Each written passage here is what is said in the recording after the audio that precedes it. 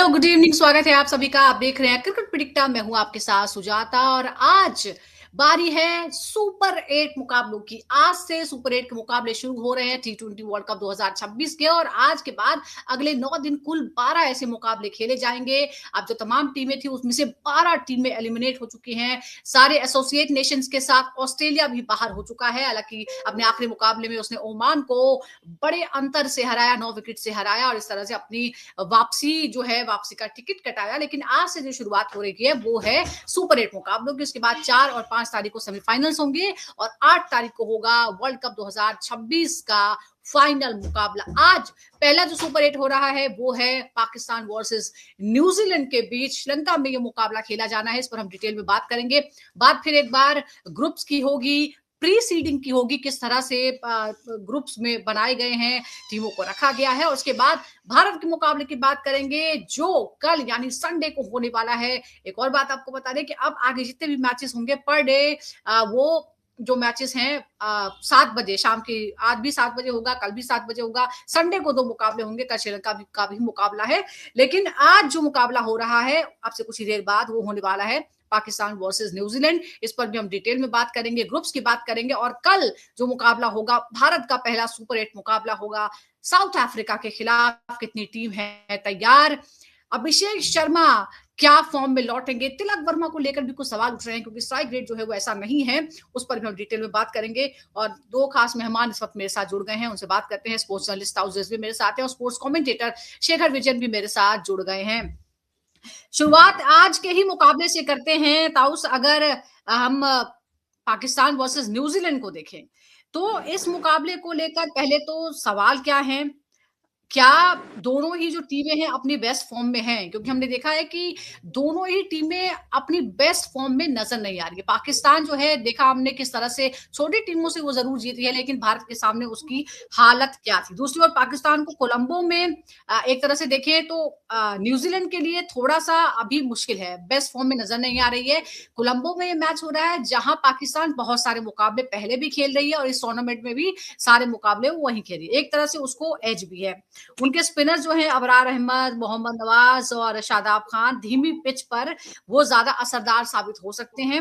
लेकिन चिंता जो है वो बल्लेबाजी को लेकर है। शाहिबजादा फरहान के बाद कोई भी बड़ा योगदान देखने को नहीं मिला है और सबसे ज्यादा नजरें रहेंगी बाबर आजम पर, जिनका बल्ला अभी तक खामोश है। दोनों ही और शाहीन शाह अफरीदी की अगर हम बात करें तो उनकी फिटनेस और फॉर्म को लेकर भी चर्चाएं हो रही हैं। तो सुपर 8 में कोई भी छोटी टीम नहीं है, सारी जो टीमें हैं वो बड़ी टीमें ही हैं। 2 ग्रुप्स की हम बात कर ही चुके हैं। लेकिन असली T20 जो है तब अब शुरू हो रहा है। लेकिन ये जो मुकाबला अभी हम देख रहे हैं, क्या इस पे अनफेयर एडवांटेज आपको लगता है कि पाकिस्तान के पास है? क्योंकि वो लगातार श्रीलंका में खेल रहा है, कोलंबो में खेल रहा है और कोलंबो की जो धीमी पिच है उस पर अबरार, नवाज और शादाब की इकोनॉमी 7 से कम है। क्या पाकिस्तान को स्पिन तिकड़ी के पावर प्ले के बाद गेम कंट्रोल कर सकती है? क्या ये एडवांटेज पाकिस्तान के पास है? आपने एक नाम मिस आउट किया, उस्मान तारिक का। उस्मान तारिक भी उतना ही बड़ा रोल प्ले करेंगे जितना अबरार अहमद, शादाब खान या कोई और बॉलर, साइम अयूब और फिर आपके सलमान आगा। तो मतलब देखिए, उनको एडवांटेज तो डेफिनेटली है ही है पाकिस्तान को, क्योंकि वो यहाँ पर प्रेमदासा या एसएससी कहे कोलंबो में खेलते हुए चले आ रहे। तो कहीं ना कहीं जो हमें चैंपियंस ट्रॉफी में एडवांटेज था कि हम दुबई में खेल रहे थे तो हमको कंडीशन पता हो गई थी, वैसे ही इनको भी पता है कि कंडीशन कैसा होने वाली है और वो अपने स्ट्रेंथ पे खेलेंगे। देखिए, मैं ये मानता हूँ ये टूर्नामेंट जो रहा है अभी तक वो एकदम ही किसी के पक्ष में नहीं रहा है। मतलब देखेंगे, अगर साउथ अफ्रीका अनबीटन रही है, इंडिया अनबीटन, हिंदुस्तान अनबीटन रही है, तो कहीं ना कहीं इतना स्मूथ जर्नी नहीं रही है। ऑल्दो इंडिया के लिए थोड़ा स्मूथ रहा है considering they have been playing छोटे साइड के सामने खेले, while South Africa tougher side के सामने खेले, तो या श्रीलंका आप कहेंगे। तो कहीं ना कहीं ये टूर्नामेंट ओपन है। मैं नहीं कहूंगा किसी को एक भी फेवरेट है या कोई कौन जीत सकता है। और खास करके पाकिस्तान अब ये स्टेज पे आके मुझे लग रहा है एक सरप्राइज पैकेज हो सकता है, क्योंकि उनके पास पोटेंशियल है। देखिए, अभी तक पोटेंशियल पे उतरे नहीं है क्योंकि उनके पास साहिबजादा फरमान फॉर्म में आ गए और वो छोटी टीम के सामने 100 मारे थे, मगर उतना ही पोटेंशियल साइम अयूब में, सलमान आगा में, बाबर आजम अगर ये स्टेज पे फॉर्म में आ गए तो he can be as dangerous. तो Shadab Khan, we know how he can bat, मतलब अभी तक अपने पूरे पोटेंशियल पे उतरी नहीं है। तो मैं इसको एक क्लोज टूर्नामेंट नहीं कहूंगा, या मैं नहीं कहूंगा कोई भी टीम फेवरेट है, चाहे वो कल भारत और साउथ अफ्रीका के बीच मैच हो, तो ये एक ओपन टूर्नामेंट है। और आज का मैच आई मीन बिल्कुल, देखेंगे इसीलिए न्यूजीलैंड इसीलिए मैंने शुरुआत ऐसी की कि अभी तक ये गेम्स तो थोड़े अच्छे हो रहे हैं, क्योंकि अभी तक जो एसोसिएट नेशंस के साथ भी गेम्स हुई हैं, शायद इसीलिए वो उस तरह की नजदीकी नजर नहीं आई है और अपनी टीम को अपना बेस्ट देने का मौका नहीं मिला है। इवन इंडिया अभी तक अपना बेस्ट नहीं दे पाया है। लेकिन क्या शेखर, आपको लगता है कि अब जो है वो टीमों में मतलब अगर वो 100% एफर्ट नहीं डालेंगे तो फिर अब वो एलिमिनेट हो जाएंगे? और खासतौर पर अगर हम पाकिस्तान की बात करें, तो पाकिस्तान ने भी इंडिया के खिलाफ उसका क्या हाल रहा हमने देखा। छोटी टीमों के खिलाफ जरूर मैच जीते हैं, लेकिन जो बाबर आजम पे नजरें हैं, क्योंकि कई बार वो सवालों के घेरे में रहे हैं, एशिया कप से वो बाहर तक रहे अपने फॉर्म की वजह से, वर्ल्ड कप में उन्हें मौका मिला है, लेकिन जो उनकी स्ट्राइक रेट है वो है 120 के पास। क्या आपको लगता है 115 है, तो आपको लगता है कि सुपर 8 के जब टफ टीमों से मुकाबला है तो ये काफी रहेगा? बाबर आजम को वाकई अपना पॉइंट प्रूव करने के लिए बहुत ज्यादा मेहनत करनी पड़ेगी। देखिए सुजाता जी, तीन चीजें यहाँ पे। एक तो सुपर 8 में margin for error is 0। Super 8 में if you make a mistake you're out. There are no more easy games, every game is a एक वर्चुअल नॉकआउट है। यहाँ पे super 8 is not about talent, यहाँ पे टेम्परामेंट है। No, आप बोल रहे थे Babar Azam is a good player, everybody knows it. यहाँ पे if he does shows is real temperament, जो अपना क्लास दिखाएंगे। आप बोल रहे थे उनका strike rate is around 120 130। If you can increase is strike rate और वो एक साइड से अपना पाकिस्तान इनिंग्स होल्ड करे, then that can really help Pakistan. अब अभी जो सुपर 8 में जो टीम्स है, जो टीम्स खेल रहे हैं अभी, जो फ्यूचर गेम्स होंगे आज या कल होंगे, बहुत अनप्रेडिक्टेबल होगा पाकिस्तान के लिए, बिकॉज पाकिस्तान एक बहुत अनप्रेडिक्टेबल साइड है। उनका कुछ पता नहीं है। It's unpredictability versus discipline of New Zealand, वैसा ही है आज का गेम जो है। बिकॉज इंटरेस्टिंग है, बिकॉज पाकिस्तान का कुछ बोल नहीं सकते, वो बहुत मर्क्यूरल टीम है वेस्ट इंडीज की तरह। कैसा उनका मूड है उस दिन तब पता चल जाता है। लेकिन they are very dangerous also at the back end of a tournament, because they have nothing to lose and then they go all out. So it is going to be a very interesting tournament in the Super 8. I think it's about skill, temperament, handling pressure, handling your power play overs. But more than anything else, अगर आप half chances है उसको भी आपको full chance बनाना है यहाँ पे। जो हमने drop catches के बारे में बात किया था, या having a longer innings, not a 40 or 50, scoring an 80, scoring a 90 or scoring a 100. You have to take the innings forward. So Babar Azam बिल्कुल, बॉलिंग में, बैटिंग में, फील्डिंग में हर तरफ से अपना 100% देना होगा। और ये भी है कि पाकिस्तान कब तक ये अनप्रेडिक्टेबल का टैग लेकर घूमता रहेगा। वाकई उनको एक बहुत सीरियसली इस बारे में सोचना पड़ेगा कि उनकी टीम का क्या हश्र हो रहा है। कहीं ऐसा ना हो कि धीरे धीरे वो एसोसिएट नेशन के दर्जे में पहुंच जाए। अब एक और बात है, ताऊस, आपको क्या लगता है, न्यूजीलैंड की टीम ज्यादा संतुलित है या फिर पाकिस्तान के पास ज्यादा मैच विनर्स हैं, अगर हम कंपेयर करते हैं दोनों ही टीमों को? तो पाकिस्तान की अनप्रेडिक्टेबिलिटी ही उनकी ब्यूटी है, अदरवाइज उनका कोई स्टैंडिंग नहीं है, क्योंकि वो that is the thing. While New Zealand comes appears to be a cool side जो कंसिस्टेंट परफॉर्मेंसेस देने की कोशिश करेगी। उनका एक ही मैच हारी है साउथ अफ्रीका के सामने। उनका ग्रुप स्टेज भी इतना कुछ खास मतलब इम्पैक्टफुल नहीं रहा है। बट हाँ, उनके पास प्लेयर्स है, डैरेक मिचेल है, सब बड़े बड़े प्लेयर्स है यार उनके पास। टिम साइफर्ट है, रचिन रविंद्र ने अभी तक अपना जलवा नहीं दिखाया। तो दीज गाइस हैव प्लेड टी20 क्रिकेट एंड नो इनफ, बहुत ज्यादा जानते हैं टी20 क्रिकेट के बारे में। पाकिस्तान इसलिए अनप्रेडिक्टेबिलिटी के स्टेज पे आते हैं क्योंकि उनको खुद पता नहीं है कि हम कहाँ से क्या करने वाले हैं। और ऐसा नहीं कि टैलेंट नहीं है, टैलेंट है, इसलिए हम उनके बारे में बात कर रहे हैं। जबरदस्त टैलेंट है। साहिबजादा फरमान अटैकिंग माइंडसेट है, या तो इसलिए तो हम कहते हैं या तो वो इम्प्लोड होते हैं या तो एक्सप्लोड होते हैं। अब वो क्या टर्म्स में यूज करें, वो आप वही दोनों वाली बात कह रहे हैं जो हमने दोनों तरफ लगातार चले जाएंगे। पाकिस्तान के जब भी प्लेयर्स डिस्कशन करने के लिए बैठते हैं तो हमेशा बोलते हैं स्किल बहुत है, स्किल बहुत है, लेकिन वो परफॉर्मेंस में नजर नहीं आता और उसकी वजह से वो भी थोड़े से डिसअपॉइंटेड दिखते हैं। शेखर जी के पास इतना ही टाइम था, इसलिए अभी हमको जाना होगा। बहुत बहुत शुक्रिया आपका शेखर हमारे साथ जुड़ने के लिए। कल फिर हम आपसे जुड़ेंगे क्योंकि कल है बड़ा मैच। क्या है, कल है भारत का पहला सुपर 8 का मुकाबला, वो भी साउथ अफ्रीका के खिलाफ। अब ताउस यही है, एक तरफ पाकिस्तान की जो हम बात कह रहे हैं, स्किल तो बहुत है, लेकिन वो परफॉर्मेंस जो है वो भरोसेमंद परफॉर्मेंस अभी तक हमें देखने को नहीं मिली है। और आज उसके लिए एक, क्योंकि न्यूजीलैंड की टीम देखिए वो बहुत शो ऑफ नहीं करते हैं, बहुत ही शांति से रहते हैं, लेकिन बहुत ही डिसिप्लिन टीम है। और क्रूशियल मुकाबलों में क्या आपको लगता है कि किसका टेम्परामेंट जो है वो ज्यादा टफ है? नहीं, टेम्परामेंट की बात करेंगे तो न्यूजीलैंड बहुत ज्यादा आगे है पाकिस्तान से। पाकिस्तान को हम वही again I go back saying कि अनप्रेडिक्टेबल इसलिए क्योंकि उनको पता नहीं कि वो क्या उस दिन परफॉर्मेंस डिलीवर करेंगे। उस दिन तो वो, अगर उनका दिन होगा तो वो बेस्ट ऑफ द साइड को हरा देंगे, और अगर उनका दिन नहीं हुआ तो वो किसी भी छोटी टीम से भी हार जाएंगे। तो that is the beauty of Pakistan. While New Zealand मतलब इट्स अ प्रेडिक्टेबल साइड, अपना ऑनेस्टली डिलीवर करेंगे, जिसका जो रोल है वो प्ले करते हुए चल जाएंगे। उनको कोई ज्यादा प्रॉब्लम नहीं है, कोई ज्यादा मसले नहीं है, वो एक दूसरे के साथ कोऑर्डिनेट करते हैं, एक टीम की तरह खेल रहे हैं। ऐसे ही थोड़ी उनको spirit of the cricket award हर साल मिलता रहता है आईसीसी से। कहीं ना कहीं एक सुपर टीम है, अपने आप को हम्बल रखती है, सीखती है हर गेम से। अनफॉर्चुनेट है कि उनका जो परफॉर्मेंसेज है वो डोमिनेशन वाला नहीं है, क्योंकि हर टूर्नामेंट में बेस्ट परफॉर्मेंस, बेस्ट टीम लेके आते हैं, सेमीफाइनल तक जाते हैं, फिर सडनली वो बाहर चले जाते हैं, ऑलमोस्ट लाइक साउथ अफ्रीका। तो लेट्स होप कि एक अच्छा परफॉर्मेंस पुट अप करे, but I want to see something exciting over here, because I want to see a Bharat and Pakistan मुकाबला इन द फाइनल्स। क्या आई डोंट नो कितना होगा, कितना मुश्किल होगा, फाइनल में कितना पहुंचा रहे हैं आसान होगा। पाकिस्तान को, पहले सेमीफाइनल से तो निपट ले। क्योंकि अब मैं एक और बात ज्यादा है, ये देखिए एक्साइटेड हूँ इसी को कहते हैं कि अच्छा, इसी को कहते हैं कि सिक्के के दो पहलू। जो किसी और को पाकिस्तान की कमजोरी लगता है, उनकी अनप्रेडिक्टेबिलिटी, आपको लगता है कि वही उनकी खूबसूरती है, वही उनकी स्ट्रेंथ है। लेट्स सी आज वो विन करते हैं कि लर्न करते हैं, जो उनके पूर्व कप्तान कहते रहे हमेशा रिजवान। लेट्स सी सीख मिलती है या जीत मिलती है। अब हम जरा भारत के पहले सुपर 8 मुकाबले की बात कर लेते हैं। ये एक बात बताओ, मतलब defending champion and last finalist पहले मुकाबले में आमने सामने है, क्या ये फेयर है? ये प्रीसीडिंग नहीं, फेयर अनफेयर देखिए, अब शुरू सीड मतलब आप पूरा फॉर्मेट ही देख लीजिए ना, पूरा स्टाइल देख लीजिए। ग्रुप, जिस ग्रुप में हाँ, भारत पाकिस्तान थे, उस ग्रुप में कौन था? और जिस ग्रुप में ऑस्ट्रेलिया थे, जिस ग्रुप में श्रीलंका थे, अफगानिस्तान थे, वो एक टफ ग्रुप था। न्यूजीलैंड, साउथ अफ्रीका एक टफ ग्रुप था। तो कहीं ना कहीं हमको इजी पास मिला है।